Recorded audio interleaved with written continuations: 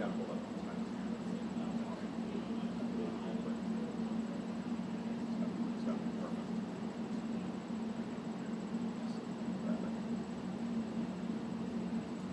Korean, India,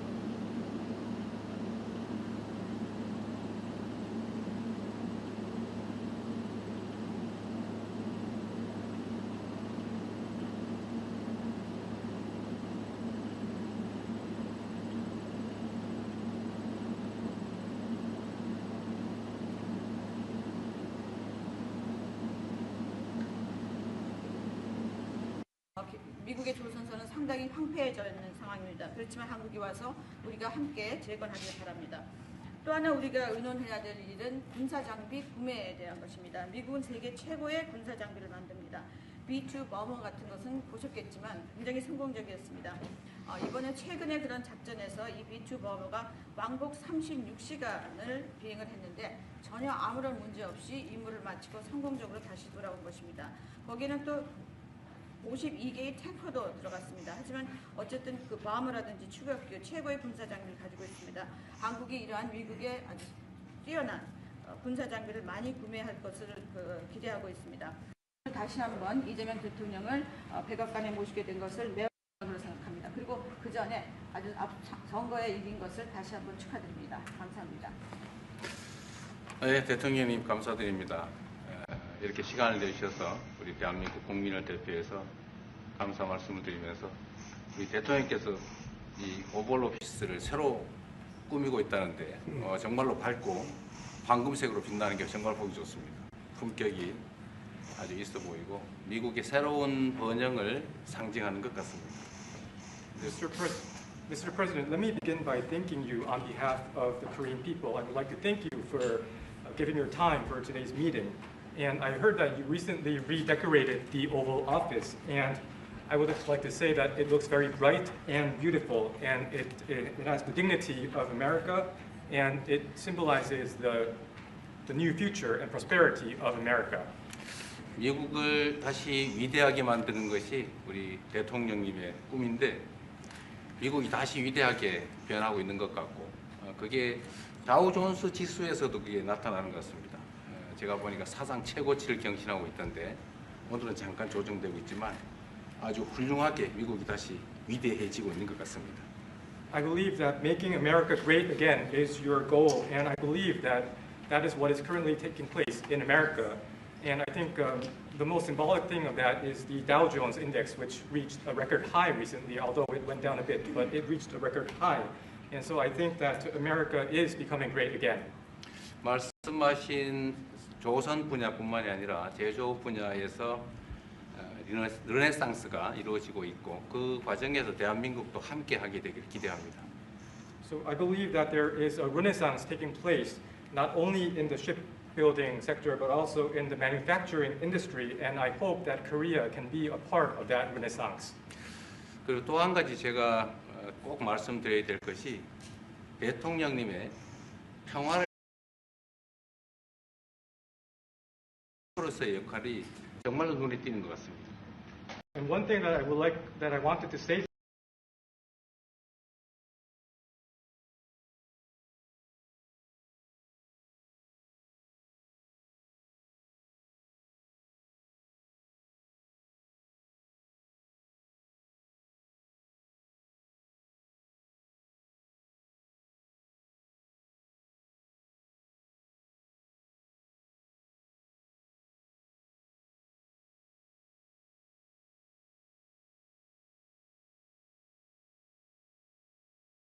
Had Hillary Clinton won the election, it would have been a disaster. But we think we can do something in that regard with respect to North and South, and I think you are much more prone to doing that than other leaders that I've been working with from South Korea. And we'll work on that. I think it's very good to work on that. If you remember, you were doing the Olympics, and there was a great time of hostility with North Korea, and you weren't selling tickets because nobody wanted to be blown up in the stadium during the opening ceremonies, right? And you were not selling tickets. And I was also at my formative stage with North Korea and Kim Jong-un. 기다리고 있다는 뜻으로 보여졌습니다. So when Kim Yo-jong, the deputy director of the Workers' Party of Korea, issued a statement denouncing South Korea, she mentioned about the not bad relationship between you and Chairman Kim Jong-un, and I believe that this is a sign that North Korea is waiting. 한반도의 평화의 새 길을 꼭 열어주시기 바랍니다. So I hope that you will usher in a new era of peace on the Korean Peninsula. I will do that, and we'll have talks. He'd like to meet with me. He didn't want to meet with Biden because he had no respect for Biden, but we look forward to meeting with him, and will make relations better. You'll help that. You had a lot of leaders. I've gone through a lot of leaders in South Korea. You know, it's been quick. You'll be there for a long time. But we, in the various leaders that I've dealt with, they were not approaching it properly, in my opinion, having to do with North Korea. But I think your approach is a much better one. 네, 그렇게 하도록 하겠습니다. 김 위원장이 바이든 전 대통령을 만나고 싶죠 하지는 않았지만 나는 만나고 싶어 할 것 같습니다. 그래서 그런 그 시도를 하겠고요. 내가 한국의 지도자들을 여러 분을 만나봤는데 제 개인적인 생각으로는 대북 정책이 그렇게 적절하지 않지 않았나 하는 생각이 듭니다. 그래서 이 대통령께서 그 적절한 대북 정책을 통해서 좀 더 그 진전이 있었으면 하는 생각입니다. 저의 관여로 남북 관계가 잘 개선되기 쉽지 않은 상태인데 실제로 이 문제를 풀 수 있는 유일한 인물이 트럼프 대통령이십니다. So resolving this issue through my engagement is not an easy thing. And the only person that can make progress on this issue is you, Mr. President.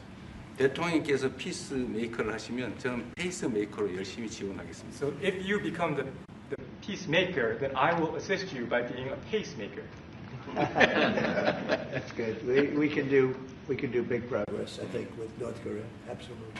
네, 북한에 대해서 큰 진전을 함께 이루어 나갈 수 있다고 믿습니다. 감사합니다. Thank you very much. Thank you very much. Good job. Okay, questions, please. Mr. President, when you met with Russian President Vladimir Putin, how soon did he say that he wanted to sit down with Ukrainian President Zelensky? Russia, as of now, says there's no meeting on the books and no agenda is set. Well, that's going to be up to them. It takes two to tango. I always say it. And they should meet, I think, before I have a meeting and probably close the deal. But I think it's appropriate they meet. They do not exactly get along well, as you can understand. And I'm sure it's a meeting that perhaps he didn't like. But he wasn't happy about coming to the United States either. That was a big concession, and I appreciate the fact that he did. You know, I've always had a very good relationship, despite a fake Russia haunt that we had. But we've always had a great relationship, very good relationship, strong relationship with Russia. That's a good thing, not a bad thing, by the way. That's a very good thing. And it's good to get along with Kim Jong-un, and it's good to get along with everybody, including President Lee. It's good to get along, and I get along with the foreign leaders. You see that with the biggest group of foreign leaders that we've ever had. Don't forget the European Union was here also representing a large group of countries just recently. So I believe that we're going to get that war straightened out. We're going to get it done. I don't know that they'll meet. Maybe they will. Maybe they won't. They'd like me to be at the meeting. I said, you guys ought to work it out. It's between you. It's not us. Now, in the meantime, we're not spending any money on, as you know, on Ukraine. We're selling military equipment to NATO. NATO now is taking in, excuse me, NATO now is taking in a large amount of money from the countries. They're taking in 5% of GDP versus 2%. They're paying the 5%. They never paid the 2%, most of them, or a lot of them. NATO has a lot of money. We are selling military equipment to NATO at full price. And NATO's distributing that equipment to wherever they are, I mean, perhaps to Ukraine. So NATO's working with Ukraine. Biden was giving hundreds of billions of dollars, just willy-nilly, just giving money. He had no idea where it was going. It was terrible what was happening. So we're not involved anymore in terms of the cost. We're in for $350 billion. As you know, I also got the rare earth deal done with Ukraine, which was worth much more than the $350 billion. But I'm not interested in the money so much, even though we've done a great job in that regard. I'm not interested in that. I'm interested in stopping a war where last week 7,109 soldiers died, both Russian and Ukraine. It's such a waste of life and humanity. They're not from this country. They're not from any other country other than Ukraine, for the most part, other than Ukraine and Russia. But it's a very important thing to me to stop it. I stopped 7 wars that were raging, one for 31 years, the Congo, and as you know, Rwanda, one for 35 years. I don't have to go into them. You know the list better than I do. But we stopped a lot of wars, including, you think about it, India and Pakistan, which was probably 2 weeks away from being a nuclear war. They were shooting down airplanes all over the place. So I'm very proud of that. I thought this would be, in many ways, the easiest way. I have a very good relationship with Putin. I thought it would be the easiest one to stop, and it's really not. It's very complex. It's very personal from their standpoint. There's tremendous dislike personally between the two men, and we're going to have to straighten that out. But I would like to see them meet first. They'd like me to be there. I may be there. I may not. I'll see. But I wanted them to work out their differences first, because it is ultimately between them. And when that happens, I think we'll get an end. Maybe they meet, maybe they don't. How long are you willing to let this play out? And if they don't meet, will there be consequences, and how soon for Russia? Yeah, there could be very big consequences, but we'll see what happens. There might be very big consequences, because this is something that has to end. This war would have never taken place, and for 4 years it didn't take place. But if I were president, this war would have never taken place. There has not been a war like this since the Second World War. This is the biggest thing that's happened in terms of warfare, wars. It's a whole new form of fighting. It's a drone fighting. It's a drone war. No, a drone war never existed before. And we're actually studying it from the standpoint of Pete Hegseth and everybody. We're studying it and studying it very carefully. This is a whole new form of war, but it's a violent war. And there has been nothing like this since the Second World War. So we'll see what happens over the next week or two. And at that point, I'll step in very strongly. And if I have to be there, I'll be there. And we'll either have a deal or we won't. But a lot of people are dying, and I want to get us... Mr. President, Kim Jong-un wants to meet. When do you want to meet with him? With who? You said the North Korean leader wants to meet. How soon would you? We want to have a meeting. I like to have a meeting. I get along great with him. You know, you were there. We even had a press conference. He had his first press conference. Kim Jong-un had a press conference. This was a little different press conference. I said, have you done a press conference before? No. And you know what? He did great. It was a great press conference, actually. It was historic. I doubt he's done one since. But I said, would you like to meet the fake news? Because whatever you want to do. And they came in like you've never seen anything like it.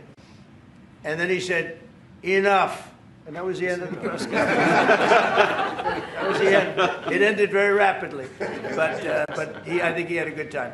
I look forward to meeting with Kim Jong-un in the appropriate future. Would you reduce the number of forces in South Korea so that the United States could have more flexibility in the region? Say it. Would you consider reducing the number of U.S. forces in South Korea so that the United States can have more Well, flexibility? I don't want to say that now, because we've been friends and we're friends. And look, we have a lot of people over there. We have over 40,000 troops in South Korea. As you know, South Korea agreed to pay for that during my last term. And then when Biden came in, they complained to Biden that I wasn't a nice person. And he agreed not to pay. He gave up billions of dollars. We were getting paid billions of dollars. But then Biden ended that for whatever reason. It's unbelievable that he did. But we have a very good relationship militarily. They would say, but we gave you land. I said, no, you didn't. You lease us land. There's a big difference between giving and leasing. And maybe one of the things I'd like to do is ask them to give us ownership of the land where we have the big fort. You know, we spent a lot of money building a fort, and there was a contribution made by South Korea, but I would like to see if we could get rid of the lease and get ownership of the land where we have a massive military base. Okay? Would you go? Thank you, Mr. President. How are you planning to make? I also want to ask this question to Mr. President. Who are you with? I'm Song Mi-jin. I'm from South Korea's Arirang TV. Good. Thank you so much. Good. So as mentioned earlier, United States is South Korea's most important and closest ally. So in this point of view, I would like to ask you and also President Lee, what do you think are the key ways to make the South Korea-U.S. alliance greater? Well, I think it's great now. I feel very warmly toward South Korea. I will tell you that I have a lot of people in business that I deal with that are from South Korea. They love Trump because they feel I've saved. I think you would have had a nuclear war if I weren't. I think you would have had a nuclear war, North Korea and South Korea. I think it would have been a disaster. You're only 60 miles away from Seoul. They don't even need nuclear. They have their cannons, you know, howitzers, and they have them buried in the mountain. You know what I'm talking about. And I think you would have had, if I didn't win that election, if Hillary Clinton, crooked Hillary, won that election, I think you would have had a nuclear war. it would have taken place, and it would have been horrendous for everybody, including them. It would have been very bad for them because we would have had to enter the picture, and we are the most powerful nuclear country in the world by far. Russia's second, China's third. China's going to catch eventually, 5 or 6 years. They're working to catch. One of the things we're trying to do with Russia and with China is denuclearization. And it's very important. One of the things I discussed with President Putin the other day, it wasn't just that, it was also other things. And I think the denuclearization is it's a big aim, but Russia's willing to do it, and I think China's going to be willing to do it too. We can't let nuclear weapons proliferate. We have to stop nuclear weapons. The power is too great. Okay? Thank you. Mr. President, I'd like to ask you further question about South Korea and U.S. alliance.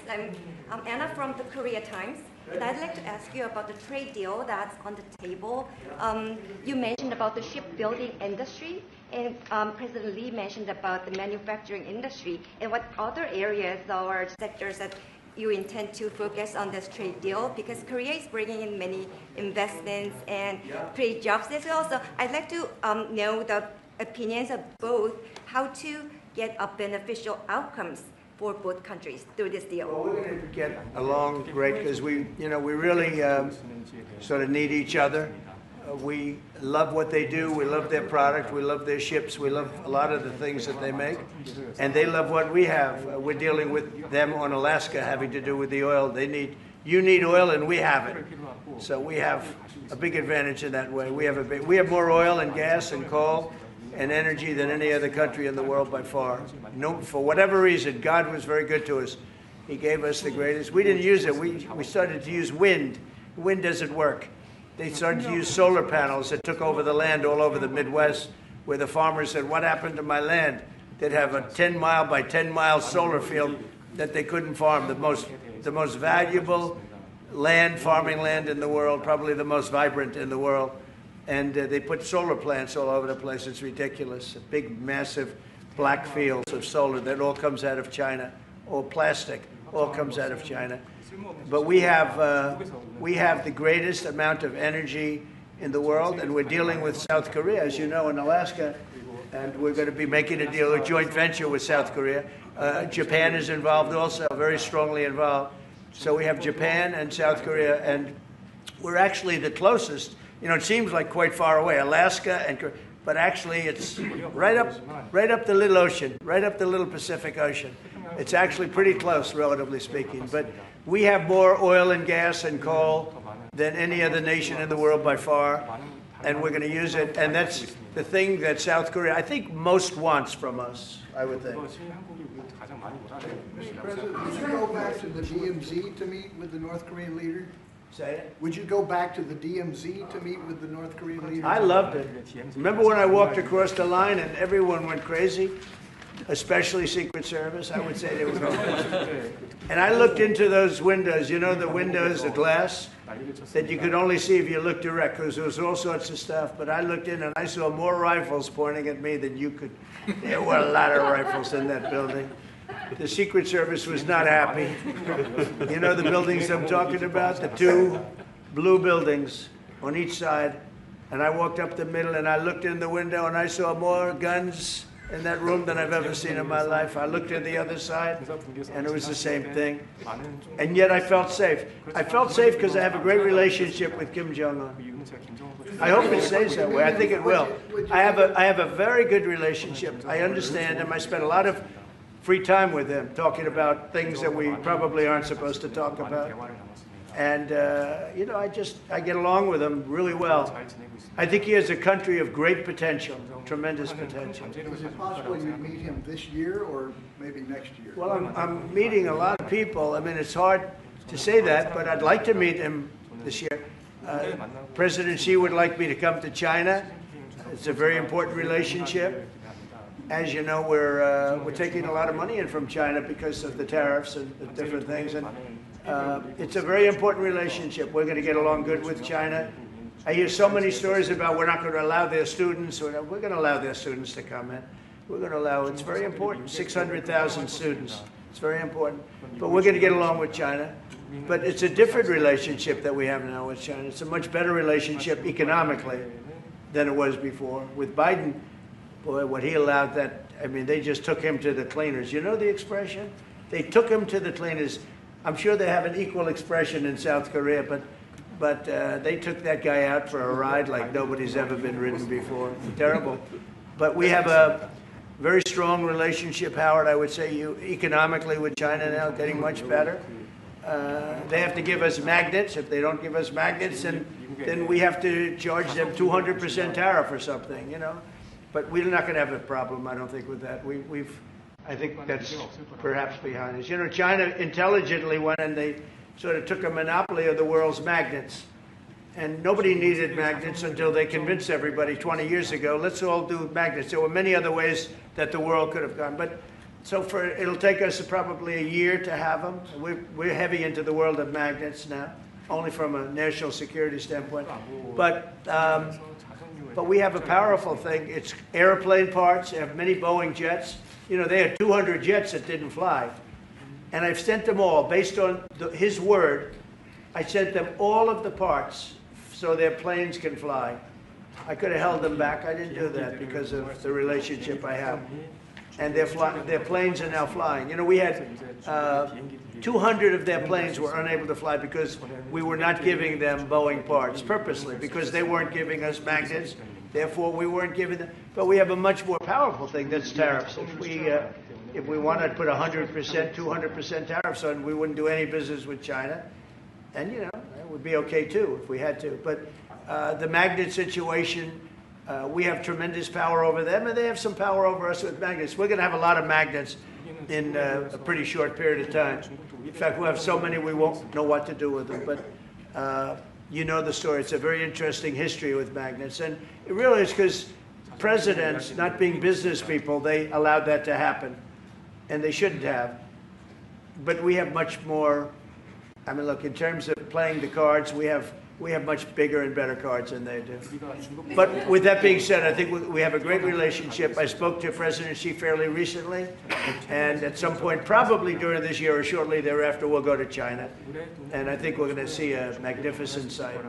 It's a great country. Mr. President, on the National Guard. You and President Lee actually are planning to go to China. You mentioned either this year or next year. Could you please share more details about your plans going to China and also President Lee? I think Well, maybe we'll go together. Do you want to go together? We can share a plane. We'll save energy. We'll save a little, you know, the ozone layer. Remember President Obama used to talk about the ozone layer, and then he'd fly to Hawaii to play around the Gulf in a 747. Mr. President, on the national. accept the invitation, Mr. 중국에서 만약 Well, we sort of meant jokingly, but if you want, you can go. 대통령하고 같이 가면 좋겠습니다. I would like to go together with President Do I Trump. accept? Does he accept? If you want to go, I'm going to get special permission. I'm sure you can go. But we're going to have a great relationship with China. I mean, it's happening. You see it. It's happening. They have some cards. We have incredible cards, but I don't want to play those cards. If I played those cards, that would destroy China. I'm not going to play those cards. Mr. President, on the National Guard, you've talked a lot about Democratic-run cities and states. Would you also consider sending the National Guard into red states and red cities that are also seeing high crime? Sure, but there aren't that many of them. If you look at the top 25 cities for crime, just about every one of those cities is run by Democrats. And you know, one of the bad things they did, cashless bail, if you look back on time, when they allowed a murderer out that afternoon, you know, he'd kill somebody and then a couple of hours later he's walking the streets again, oftentimes killing again rapidly. Cashless bail is a disaster. You saw we had a news conference today on that. We're wiping it out in D.C., immediately wiping it out. It started in New York, I must tell you, and it's been a horrible thing for crime, especially violent crime. So we're going to end cashless bail, yes. Thank you. When will you deploy to Chicago, and how long are you keeping troops here in Washington, A little D.C.? discussion. I really want to be appreciated. You know, when we go into a city and wipe out the crime, so D.C., it sounds so horrible. I'm embarrassed to say it in front of you because they don't have anything like this. Washington, D.C., sir, has not had a murder in 11 days. Now, he's saying that's a horrible thing to hear because they don't have murders for ever. But Washington, D.C., if you go back and check, it's been many years since we went a week without having a murder. Now we haven't had, and I would say that Washington, D.C. right now is much safer than Seoul. You know why? Because we have a friendly neighbor. We have more friendly neighbors. You have a different kind of problem. We all have different problems. But Washington, D.C. is a very safe city right now. People are going out to dinner. Restaurants are opening. Restaurants that were going to close are now going to stay open. Friends of mine are going out to dinner all the time. They didn't go out to dinner for 4 years. It went rampant during the Biden years. Just rampant. That's why Susie is very close to the mayor and has a lot of respect for her, but I view it maybe a little differently because the mayor would say that it's gotten better for 30 years, it's gotten better. No, it's gotten worse. And the worst day of all was when we just got to office for the second time, and it's in very bad shape. So the mayor shouldn't be saying that violent crime has been getting better. It's been getting much worse. And the day I took office, it was the worst. And we did some minor things, made it a little bit better, but then we said, look, we got to stop it because too many people are getting killed. And we have not had a murder in 11 days. It sounds crazy. I hate to say this in front of this gentleman who I respect, because they don't have murders for years. But we have not had a murder in 11 days. And that's going to go on for a long time. And there will be, I guess, it'll happen a little bit, but we have a very safe city. This is one of the safer cities right now in the country. And in a short period of time, it'll be like the border. Nobody came in through our border.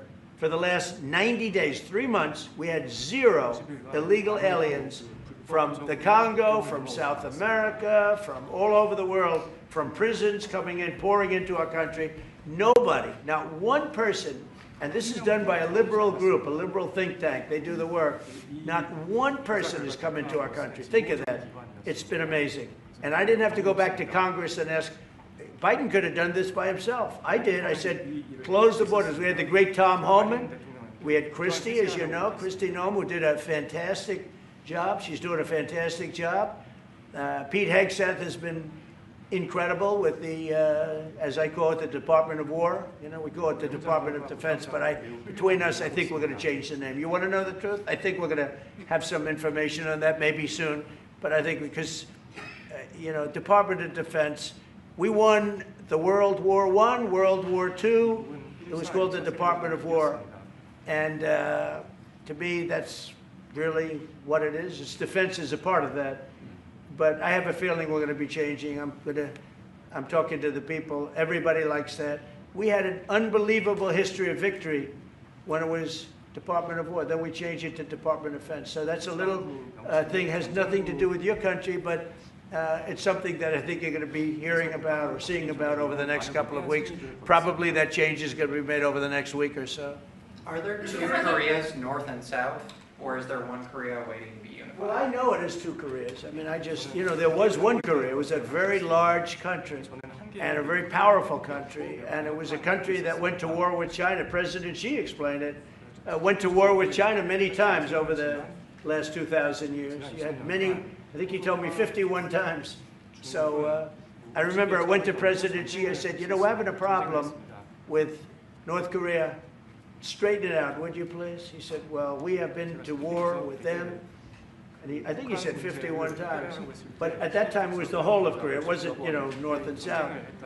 And after he explained it, I said, all right, not going to be that easy. I guess you're right. But, you know, you had one Korea, and it was a very big, powerful nation. Now you have 2 big, powerful nations, but you have essentially a wall in between. Can you elaborate the comments, the post and comments you made on South Korea early this morning, like raids on churches, going into U.S. military base, purge, revolution. How do you think about it? And 이재명 대통령께도 질문드리겠는데요. 저희가 이제 빛의 혁명이나 이게 내란 사태 극복하는 과정에서 이런 일들이 좀 벌어졌다라고 말씀하신 것 같은데 그 부분 설명해 주시죠. I heard from Intel that there was a raid on churches. We're going to talk about that later. I haven't spoken about it yet, but when we meet, and you know that would be too bad if that's the case. But I did hear that from Intel that there was a raid on churches, closing some churches. So we'll talk about that later. I could ask you now if you want. Mr. President, what conversation? Wait a minute, if you'd like, because it didn't sound to me like South Korea. 아주 간단하게 말씀을 드리면 지금 대한민국은 아시는 것처럼 친위 쿠데타로 인한 혼란이 이제 극복된 지 얼마 안 된 상태고 그 내란 상황에 대한 국회가 임명하는 국회가 주도하는 특검에 의해서 사실 조사가 진행 중입니다. 물론 저의 통제하에 있지는 않지만 하여튼 대한민국 검찰이 하는 일은 검사가 하는 일은 팩트 확인, 팩트 체크인데 미군을 직접 수사한 게 아니고 그 부대 안에 있는 한국군의 통제 시스템이 어떻게 작동했나를 확인한 것 같습니다. 나중에 좀 더 자세히 설명을 드리도록 하겠습니다. So it hasn't been long since Korea has overcame the political turmoil following the self coup by the former president. Currently, there is a fact-finding investigation by a special prosecutor that was appointed by the National Assembly. And this special prosecutor... Is his name deranged Jack Smith, by any chance? They took him from our country. They put deranged Jack. He's a deranged, sick individual. But go ahead. Go ahead. I'm only kidding. Maybe I'm not. And that special prosecutor is not under my control. And so the special prosecutor is conducting a fact-finding investigation. And I would like to explain about what you said about U.S. bases. They did not conduct a search and seizure of American bases, but they looked into the chain of command and the control system of the Korean military. Right. And I would be happy to That's okay. explain about this more in detail I'm sure it's, during our lunch meeting. I am sure it's a misunderstanding, but you know, there is a rumor going around about churches, raiding churches. So we'll talk. I'm sure that's going to be worked out fine. Yeah, please go ahead. Mr. President, what conversations have you had with Israeli Prime Minister Benjamin Netanyahu about what is going on in Gaza? There was a UN-backed report that said there was a famine in Gaza. Based on what you know and what you've been briefed on, do you agree with that? So I mean, I deal with Bibi Netanyahu quite a bit, and we had great success, obviously, in Iran. We knocked out their nuclear threat. That would have been a horror show having them have a nuclear weapon. They would have used it too. We did very well there. Right now, they're talking about Gaza City. There's always talking about something. At some point, it's going to get settled, and I'm saying you better get it settled soon. You have to get it settled soon. And that means, you know, nobody can forget October 7th. People forget October 7th. That was one of the most brutal. I've seen some terrible things, some brutal things. That was about as bad as it gets. And nobody can forget that. With that being said, it's got to get over with. It's got to get over with because between the hunger and all of the other problems, worse than hunger, death, pure death, people being killed. And, you know, I'm the one that brought back the hostages, and I did it with that gentleman right there, Steve Witkoff, and with Marco. All of us, the whole team, we worked together. Even the trade people worked on it with us. And we brought back a lot of the hostages. Now we're left with, would you say 20, Steve, or would you say it's less than 20? I hope it's 20. He hopes it's 20 because some could be dead. That's what he means, I assume. So we have 20, but there's rumors that some could be dead. It's a terrible situation over there, terrible, terrible situation. But it's coming to a head, it's coming to an end. We are sending, you know, we sent $60 million of food over there just recently. And I don't even know if people know it. We distributed ourselves. We're giving a lot of food, spending a lot of money on food, getting it over there. We have a lot of food. We have a lot of oil, and we have the greatest farmers in the world. So we have a lot of food, but we're sending a lot of it over to Gaza, and we're feeding a lot of people. But with all of that being said, it's a lot of people to feed. And I think that we will have, I think within the next 2 to 3 weeks, you're going to have pretty good, conclusive a conclusive ending. And it's a hard thing to say because they've been fighting for thousands of years. If you want to know, that's been a hotbed forever. But I think we're doing a very good job. But it does have to end. But people can't forget October 7th either. Do you plan to attend APEC summit to be held in Korea? Summit in South Korea? Yes, South Yeah, I'd Korea love in to. November. I'd love to. Last time I spoke in front of your parliament, and I love doing that. Beautiful respect they had for our country, and a beautiful room. I remember how beautiful it was, and I enjoyed doing it. No, I could see going. I think I'm going for a trade meeting to South Korea pretty soon. You're hosting a trade meeting, so I can sneak away from that trade meeting, and we'll go and do something for the president if he'd like me to do that. Okay? But so we'll be going there fairly soon. You know about that? If you attend, then it's a good chance to meet up Kim Jong-un again, or maybe Xi Jinping. Then how do you think of it? You mean set them up together? Yes. That'd be interesting. We'll arrange a meeting between you and Kim Jong-un. Would you like that? That's a very tough question right now. I don't know where that question is leading. Anyway, look, I get along great with Kim Jong-un, and if whatever I can do having to do with South Korea and getting people together, you should get together, right? Yes, ma'am. Yes. Yeah. I want to ask. Turned out to be the worst one in the room. I want to ask about Masca project. Masca project. Very great again. Yeah. Yeah. Oh yeah, sure. Yeah. We're going to do that. Yeah. I think we're going to do that very strongly. We're going to have a big, within a period of, it takes a while. That's a hard one to start. Some companies you can start easily. Shipbuilding's a tough one to start, but we'll be doing that. Now, with that being said, we make the best submarines anywhere in the world. We make submarines. We're 25 years ahead of anybody else in submarines. So we do that. We do that. But we really gave up the shipbuilding industry foolishly many years ago, but we're gonna start it up again. We're gonna be making our own ships again soon. Okay, how about one or two more? Have you been briefed on the search of John Bolton's home and office from Friday? Have you been briefed I on have that? not been briefed. No, I read it just like you did. I was never a fan of his. I thought he was stupid. I thought he was, a guy that only wanted to go into war. He liked killing people. I thought he was essentially a bad guy, but I'm not involved in that. No, you'd have to ask Pam Bondi about that. Are more raids coming, sir? Are more raids like that coming, sir? Are more raids like the one on John Bolton's house coming? More raids? I don't know.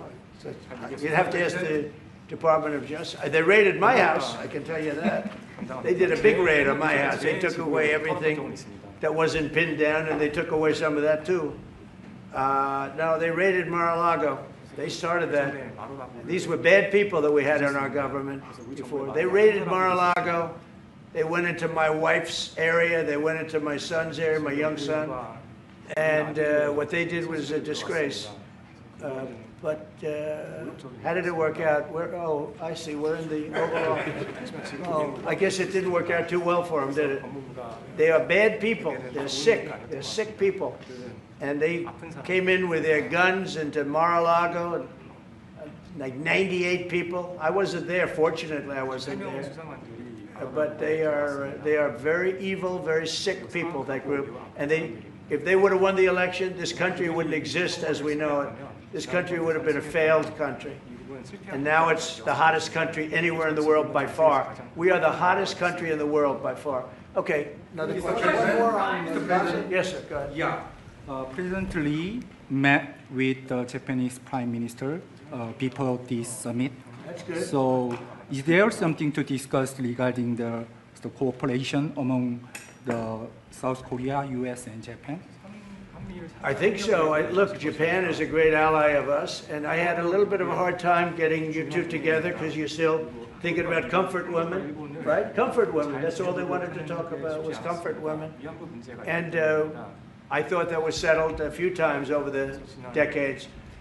But there is an overlapping problem with that. Perhaps I'm wrong in saying it. Perhaps this isn't right, but the whole issue of the women, comfort women, very specifically, we talked And that was a very big problem for Korea, not for Japan. Japan wanted to go. They want to get on, but Korea was very stuck on that. You understand? So I don't know. Perhaps you'd like to answer. It's a good question. It was hard getting Japan and Korea together because of what took place a long time ago. But Japan wants to do it, I can say. Korea is a little bit more tenuous, please. 지금 질문은 그 3자 협력에 대해서. 우리 한미일 협력은 매우 중요한 과제고 또 한미 관계의 발전을 위해서도 한일 관계가 어느 정도 수습이 돼야 됩니다. Trilateral cooperation among Korea, the U.S., and Japan is very important, and better Korea-Japan relations is also important for the Korea-U.S. relationship as well. 그래서 대통령께서 한미일 협력을 매우 중시하고 계시기 때문에 제가 대통령을 뵙기 전에 미리 일본과 만나서 대통령께서 걱정하실 문제를 다 미리 정리했다 이렇게 생각해 주시면 좋겠습니다. Because I know that President Trump, that you put emphasis on trilateral cooperation, Right. I made a visit to Japan before coming to the U.S. to settle the difficult issues that we have. Good. Well, Japan wants to get along very well with you. And I find them to be great people, great country, obviously. And they want very much to get along with South Korea. And you have something in common, you know, you want to solve the North Korea problem. But Japan very much wants to get along with you, and I'm sure they will. I find the people that I deal with to be wonderful people, as I do with you. 이번에 일본에 가서 이시바 총리를 만났을 때 그 전에 우리가 가지고 있던 여러 장애 요소들이 많이 제거됐다는 생각이 듭니다.